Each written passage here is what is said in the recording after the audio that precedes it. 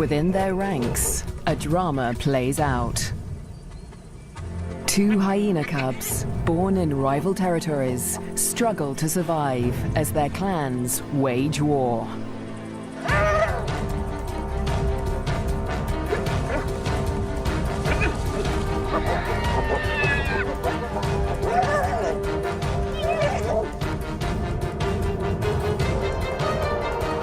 In this volatile world, will two new lives endure?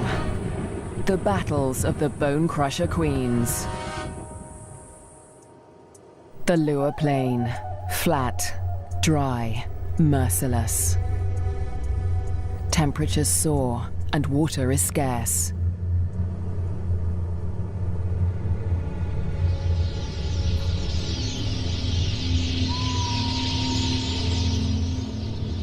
When the rains come, a wildebeest migration will flood into Liuwa Plain, but for now, only a few hardy adults stir the dust. Yet in this barren landscape, one of Africa's most underestimated predators has risen to greatness: the spotted hyena. Spotted hyenas are extraordinary survivors. Their powerful jaws crush through bone, and their cast-iron stomachs digest even rotting meat. Yet in many regions, these bone crushers hunt far more often than they scavenge. Female spotted hyenas are remarkable amongst mammals. They are larger, stronger, and fiercer than male hyenas, and they have the most male-like sexual organs of any female mammal. This bizarrely elongated organ was once thought to be a product of high testosterone levels in the womb, but today it continues to mystify scientists. The female hyenas govern the clans, led by all-powerful matriarchs. Neighboring clans are sworn enemies, and territorial trespassers are often viciously attacked. This story begins in Zambia, in the Liuwa Plain National Park, where spotted hyenas reign as the top predators. In the heart of the park is a thriving hyena clan. The clan's leader, the matriarch, lures her youngest cub from a burrow. It's a tiny female named Nasanta, and today the little cub meets her clan for the first time. For 2 weeks, the newborn lay hidden in a burrow away from this main den, but now she is old enough to join the clan. Nasanta raises her leg in the typical hyena greeting, allowing her clanmates to identify her distinctive scent. The clan will recognize her by this smell, and she in turn must learn to recognize theirs.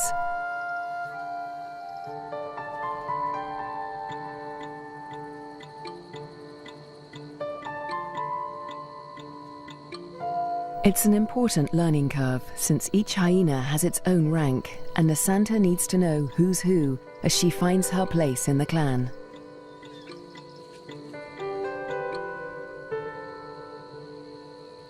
Fortunately, when it comes to rank, Nasanta has a head start.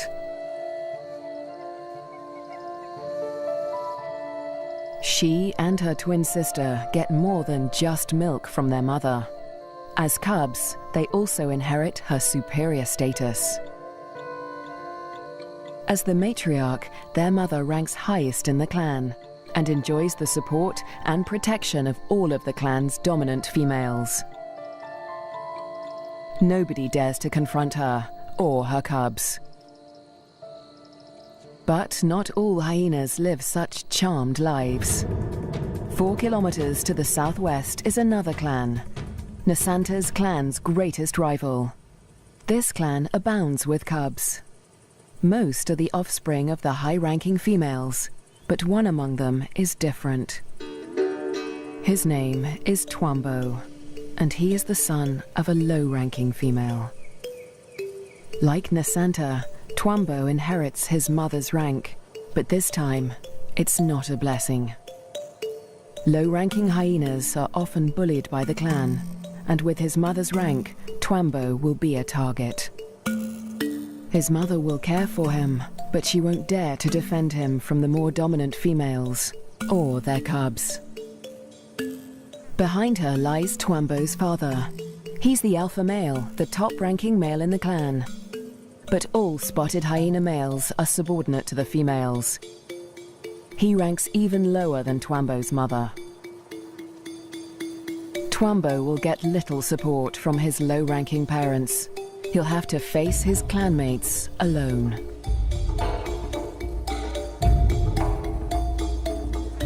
But for now, it's all good fun. At only a few weeks old, the cubs are more concerned with play than rank.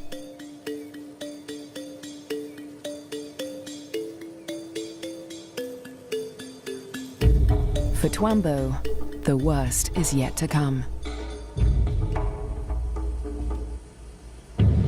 Twaambo and Nasanta's home on the Liuwa plain has a catastrophic history.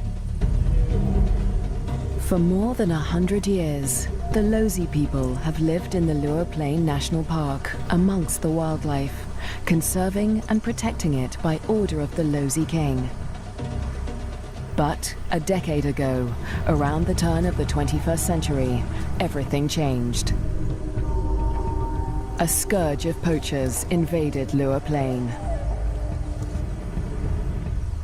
Weapons streamed in from war-torn Angola, and a massacre was unleashed. Lions were targeted for their valuable skins, the herds for their meat.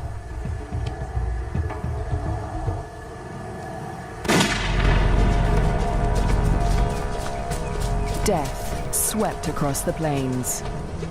Thousands were slaughtered. Liuwa's wildlife populations were devastated. By 2003, the hyena's gravest enemies, lions, were all but obliterated. Only one known lioness survived, probably the last of her species in the region. But the poachers spared the spotted hyena. With its blotchy coat, it made a poor trophy, and its meat was worthless as food. With the threat of lions eliminated, the spotted hyena came to dominate the Liuwa Plain. But life in Liuwa today still has its challenges. The last weeks of the dry season are excruciatingly hot. The landscape distorts behind a haze of heat. But today, Twaambo's mother senses a change.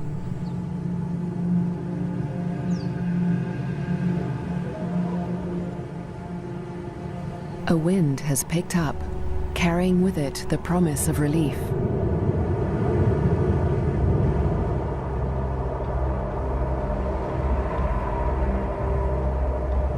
A storm approaches.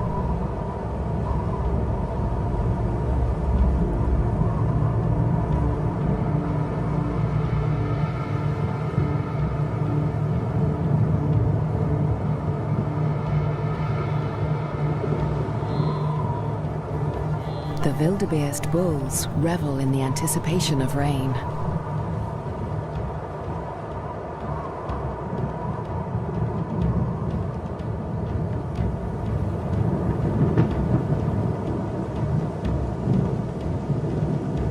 But this storm harbors a deadly threat.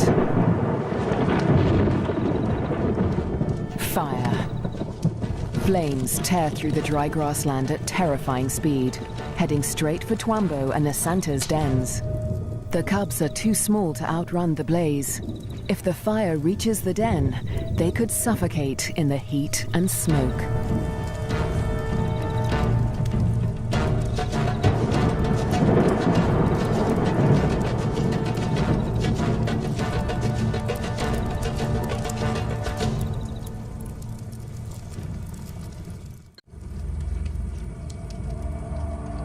A new dawn brings the dying flames of the inferno.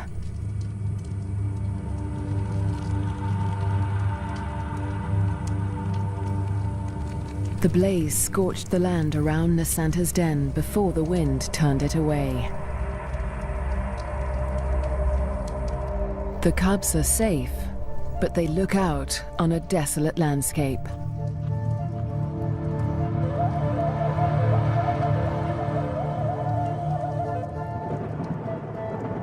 As the last embers burn to dust, the promised rain arrives at last.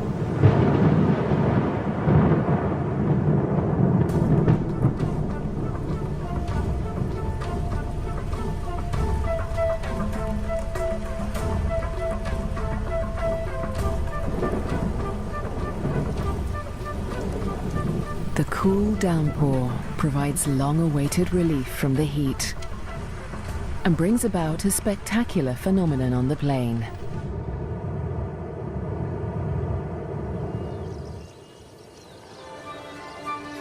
A few days after the fire, a carpet of pink lilies sprouts across the plains. Triggered by chemicals in the smoke from the fire, the beautiful bloom lasts only a few weeks.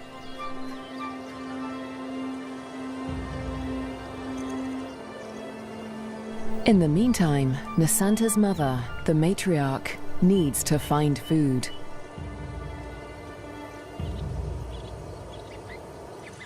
The matriarch heads north, where the first herds of the migration begin to gather, leaving young Nasanta untended at the den. Spotted hyena milk is so rich that Nasanta can survive without suckling for days at a time, so the matriarch can afford to venture far from the den in search of food. At last, she spots a telltale sign of a potential meal. Vultures.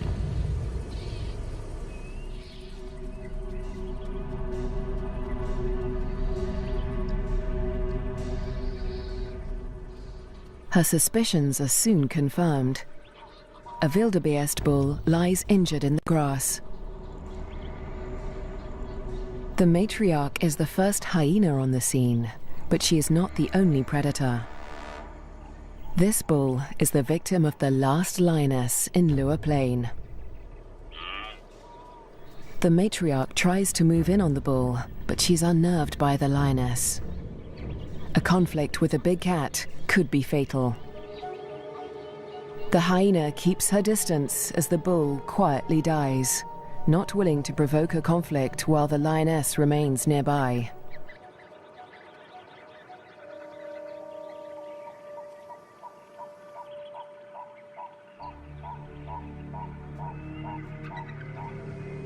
The circling silhouettes of the vultures can be seen from far and wide, guiding the matriarch's clanmates to the kill.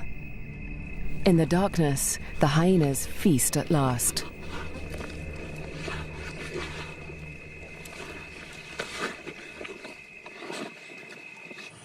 At daybreak, Nasanta's mother and her clanmates return to their den.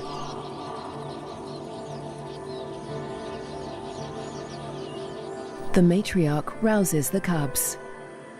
Nasanta is larger now, and lighter fur marks her face and neck. The adults have returned with meat, a rare luxury for hyena cubs.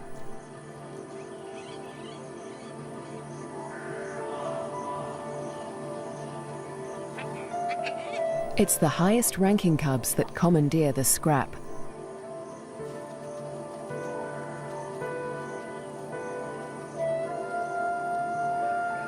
Nasanta is lost to the feast, but she fights for her share. The other top-ranking cubs are stiff competition, and they won't let lower-ranking cubs anywhere near this scrap. As an adult, Nasanta will have to contend with highly competitive clanmates at kills. She must learn to eat fast or lose out, since a clan can reduce a carcass to scraps in less than 20 minutes. She will still suckle her mother's rich milk for about a year, but this new taste for meat is the beginning of Nasanta's transformation into a deadly and efficient predator. The Liuwa Plain is undergoing an extraordinary metamorphosis. In the coming days, the rains fall in an almost continuous deluge, the beginning of an annual flood that will cover much of the plains in water. Dusty depressions become waterlogged marshes. and life floods into the plains.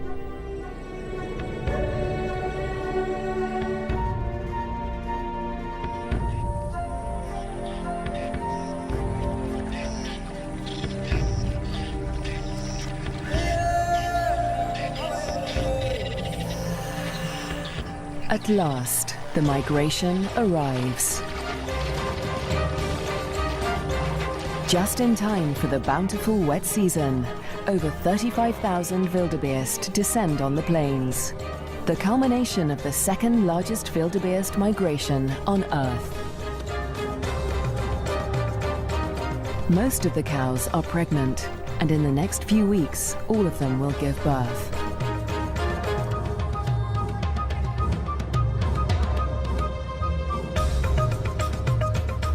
The calves make easy prey, but the sheer number of them ensures that many will survive to adulthood. For the hyenas, the time of plenty has begun.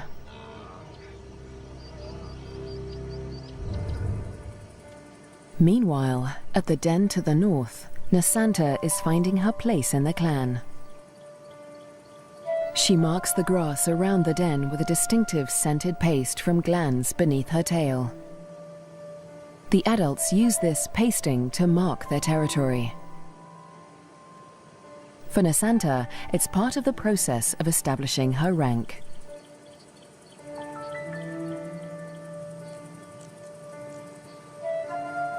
She is quickly learning to exert the status she inherited from her mother. This male flattens his ears behind his head as she approaches him, showing his submission to her. Nasanta lifts her leg in the typical hyena greeting, allowing him to recognize her distinctive scent. Most of the adult males here are immigrants from other clans who joined Nasanta's clan to find a mate. They forfeited the rank they inherited from their mothers when they left their own clans, falling instantly to the bottom of the hyena hierarchy.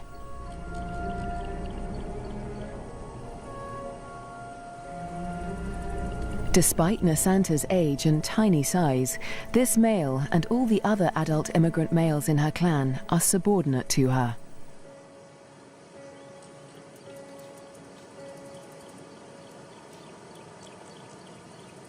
The tiny cub holds such sway because her mother backs her up.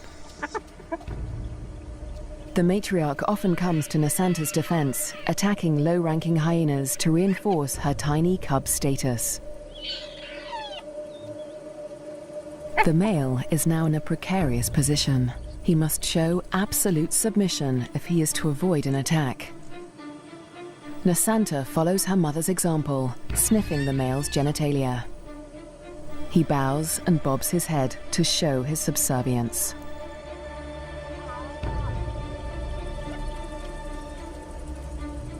But the clan females are not convinced.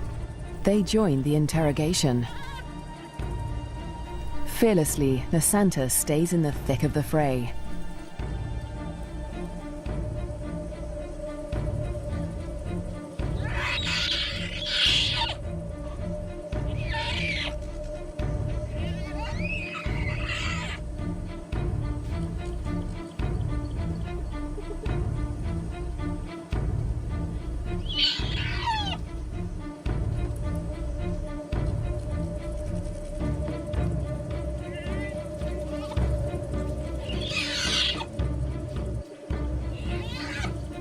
The other cubs are jumpy, but Nasanta seems fearless.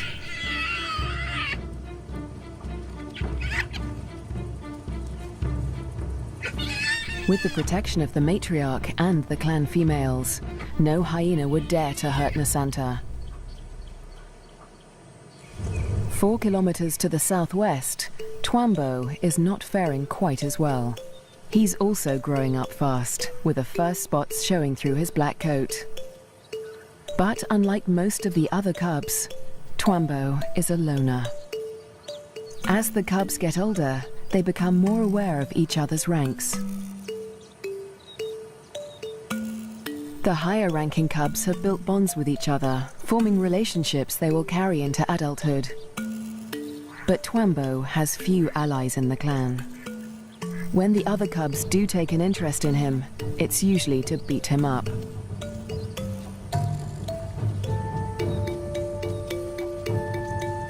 The older the cubs get, the more they pick on little Twaambo. And unlike Nasanta, Twaambo will get no help from his mother. He must fight his battles alone.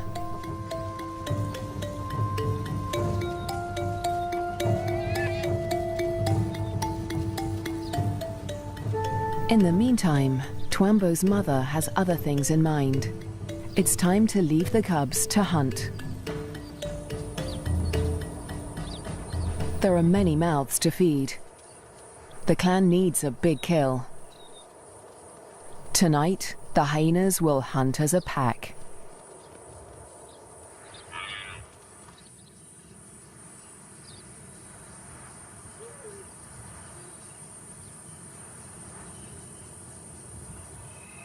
The search for prey takes Twaambo's clan dangerously close to rival territory. They are right on the border of Nasanta's clan's hunting ground. Clans are viciously territorial. If they're discovered, a conflict could break out, but it's a risk they are willing to take. They isolate a small herd of wildebeest, seeking out the most vulnerable targets.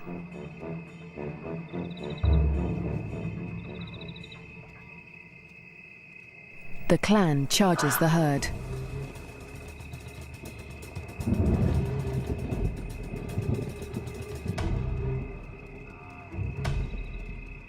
A cow bolts in panic.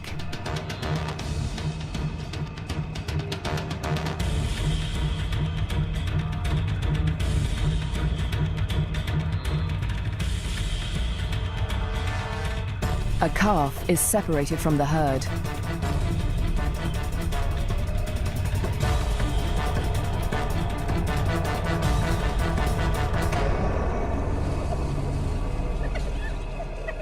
Both mother and calf fall to the deadly pack. But despite their success, the clan's proximity to rival territory makes them nervous. A violent clash with Nasanta's clan could end in serious injuries. This show was created for you and your family to watch together. Welcome to Nat Geo Wild.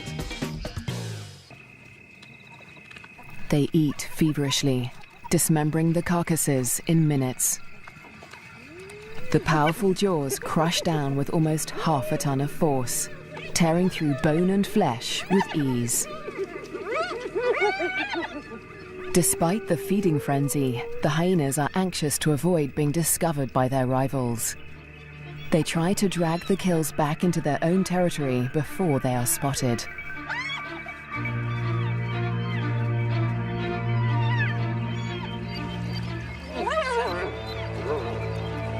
The move comes too late.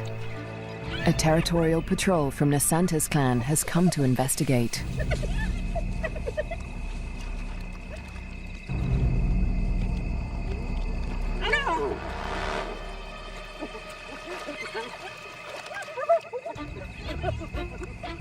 The scouts approach with caution as the intruding clan braces for a fight.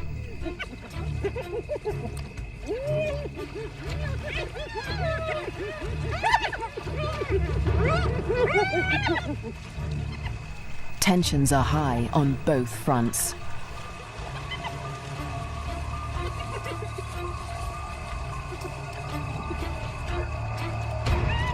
A few scouts try to approach the kill, but the intruders chase them off. The scouts are grossly outnumbered. They won't win this fight alone, so they retreat. But this battle isn't over yet. The scouts will return with reinforcements.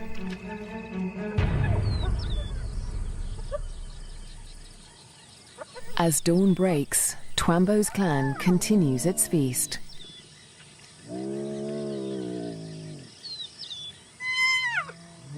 Lulled into false security, they hold their position, still precariously close to enemy territory.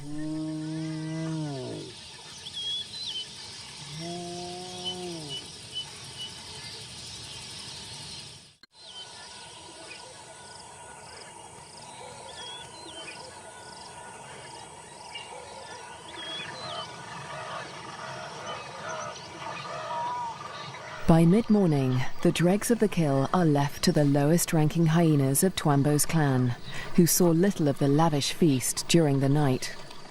But they have overstayed their welcome. The scouts from Nasanta's clan have returned with reinforcements.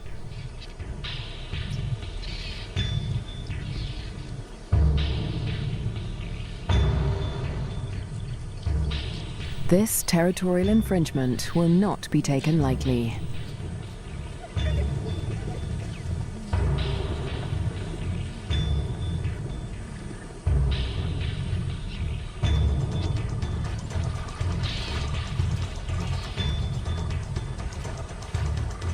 The intruders recognize the danger too late. The full force of Nasanta's clan is upon them.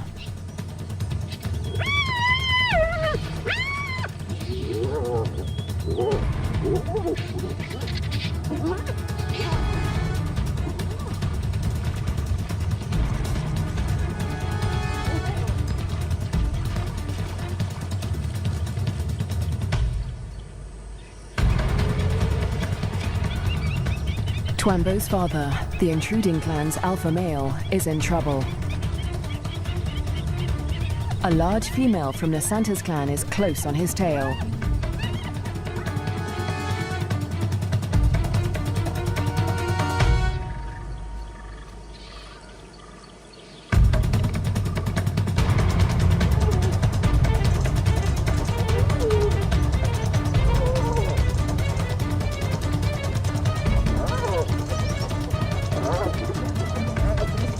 He is cornered.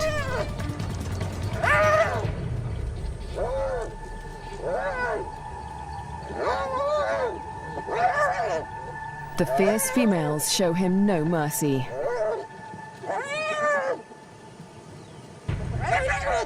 They target his spine and ears.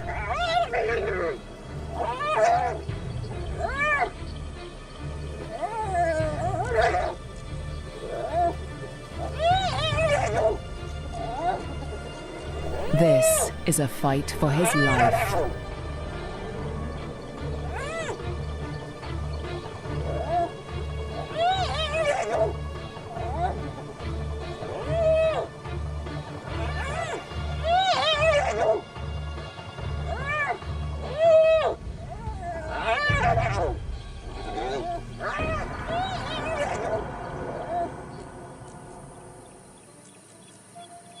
As dusk falls, the battered members of Twaambo's clan return to the den.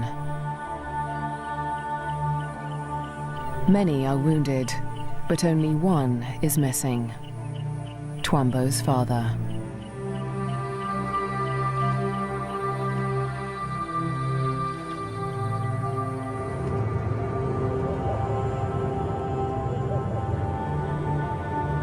Weeks pass before he finally appears, limping and disfigured, but alive. His wounds have healed, but they will mark him for life. His ear has been ripped from his head. But the alpha male's injuries are not the worst of the fight.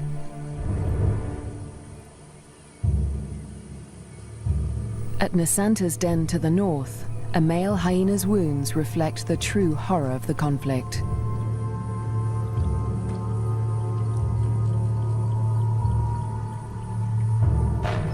His nose and lips have been ripped from his face, healing into a permanent snarl. Next to humans, hyenas are probably one of the most fatally aggressive animals on Earth. One day, Twaambo will have to breach this deadly territorial rivalry when he leaves to find a mate in a new clan.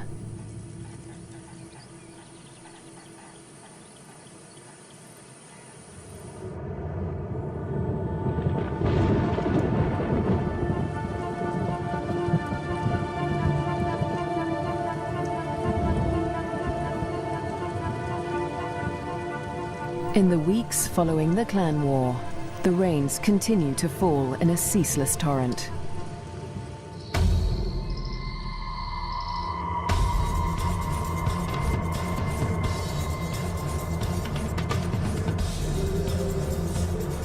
Rising waters swallow vast tracts of land.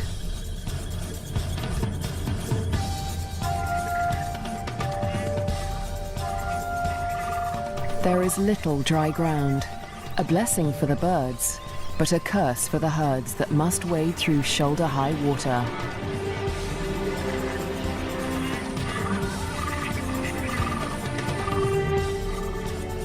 The flooding encroaches fast on Twaambo's den.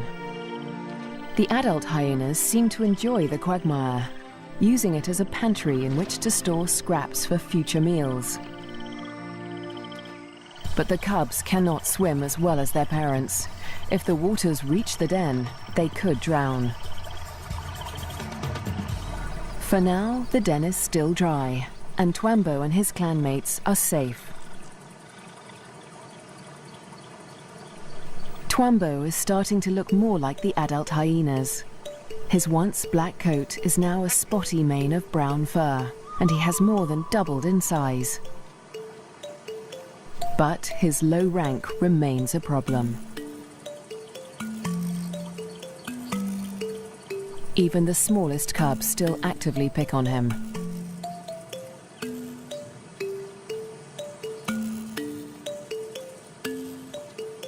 Fortunately, he's also becoming more independent and can escape his belligerent clanmates as he explores ever further from the den.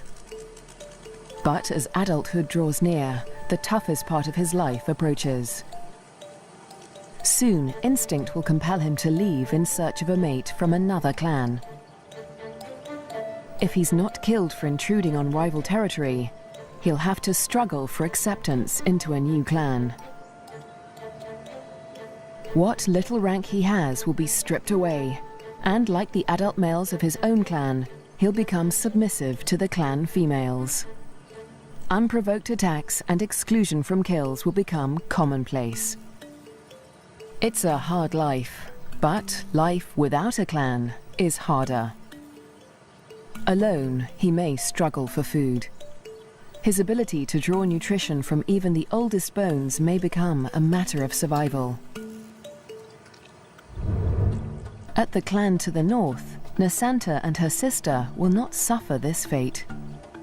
As high-ranking females, they will never want for food. In fact, unlike Twaambo, they will often be the first to feed at kills. Much of the land around Nasanta's den is dry, and the matriarch guides the cubs through their future hunting grounds. Soon, they will even be allowed to join their mother on a hunt.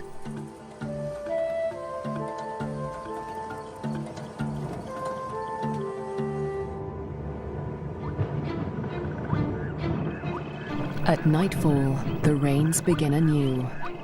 Catfish squirm through the flooded Liuwa plain as the waters rise ever higher.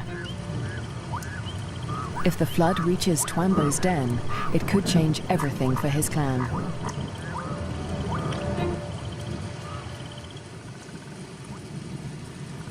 The downpour continues into the morning.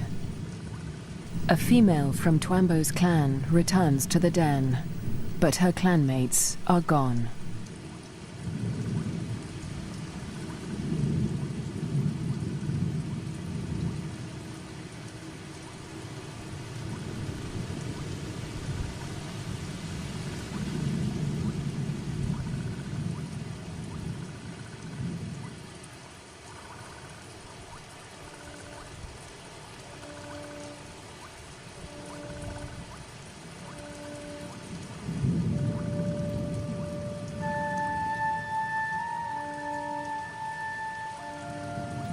The burrows lie empty.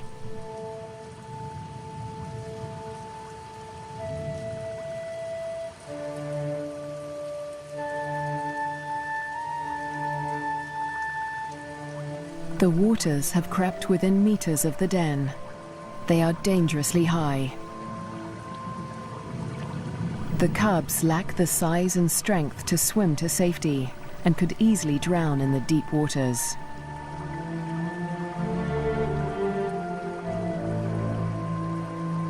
Cut off from dry land, the den could become a death trap.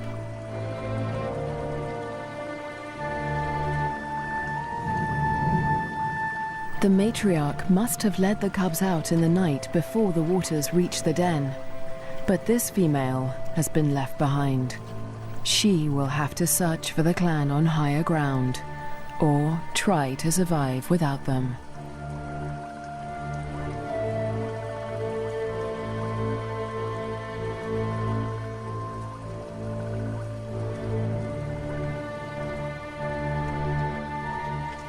Was Twaambo with the other cubs when they left? Or has he too been abandoned in the flood, left to search the territory for remnants of his clan?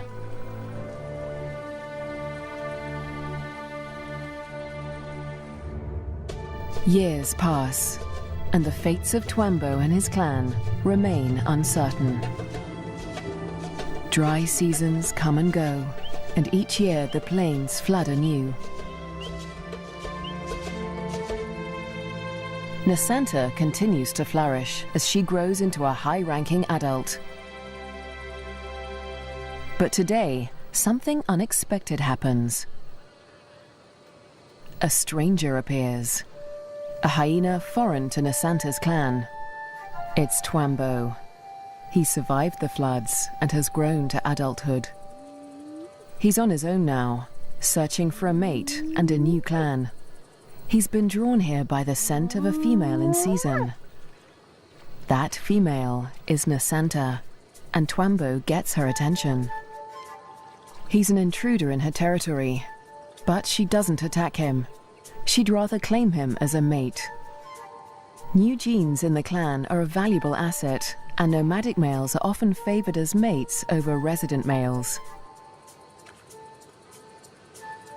With Nasanta's approval, Twaambo's intrusion is allowed by the clan, for now. But there is one hyena that disapproves of the match. He is a high-ranking male from Nasanta's clan, and his hopes for mating with Nasanta have been dashed for now by Twaambo's unexpected appearance. The pair retreat to avoid a conflict, but the scorned male follows them, intent on challenging Twaambo for mating rights. A long-distance chase begins.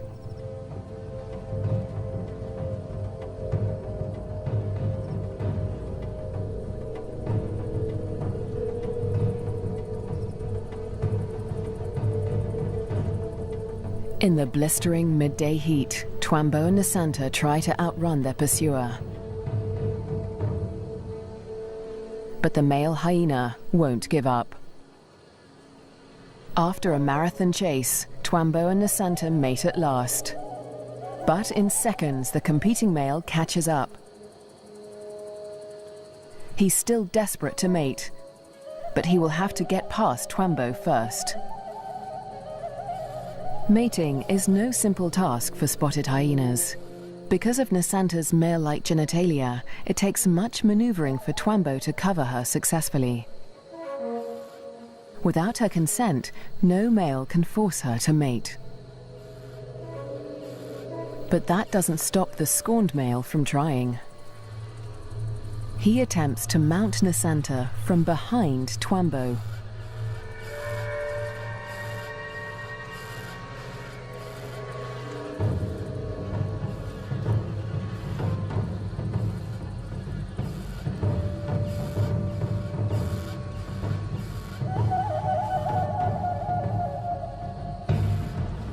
At last, the male accepts defeat, leaving Twaambo and Nasanta to complete their courtship in peace.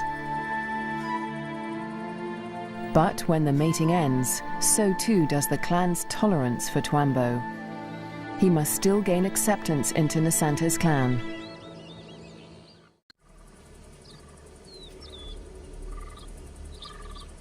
The next day, Twaambo approaches Nasanta's den to attempt to gain acceptance.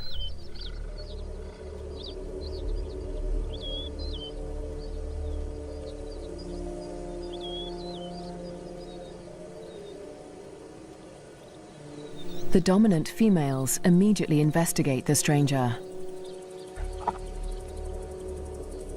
Twaambo flattens his ears and bows his head to show his submission. But it's not enough for them.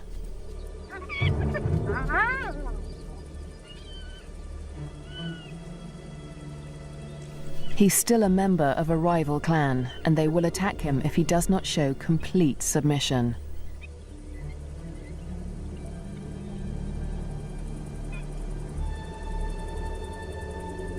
In order to gain acceptance into the clan, Twaambo must also win the favor of the matriarch, Nasanta's mother. She is nursing a new litter of cubs, and she'll protect them at all costs, especially from strangers like Twaambo.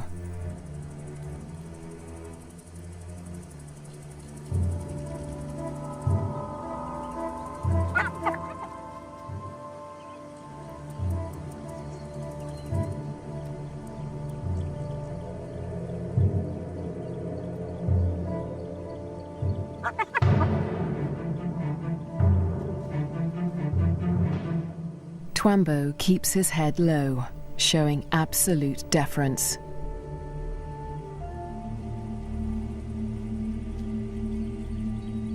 The tactic works. The matriarch relents.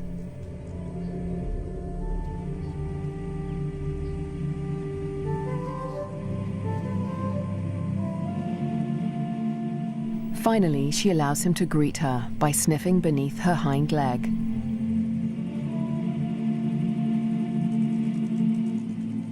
He does the same to her cubs, who will rank above him in this clan.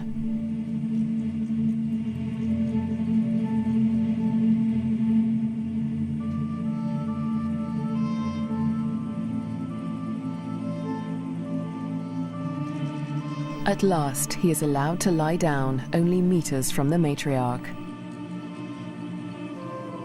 It seems that Twaambo has been accepted into Nasanta's clan. Now, it is Nasanta that must face her toughest challenge yet. Over the next 4 months, her pregnancy comes to term.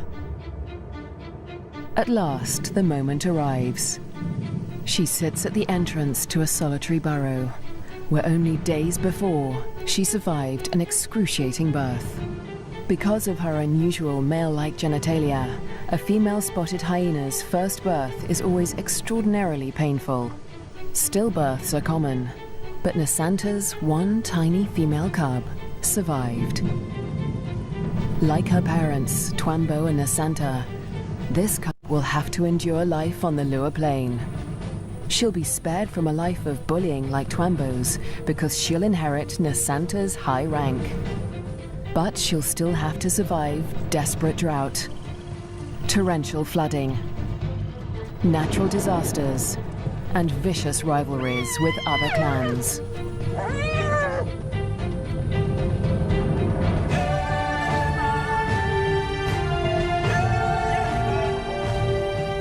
She'll have to learn what it takes to become a bone crusher queen.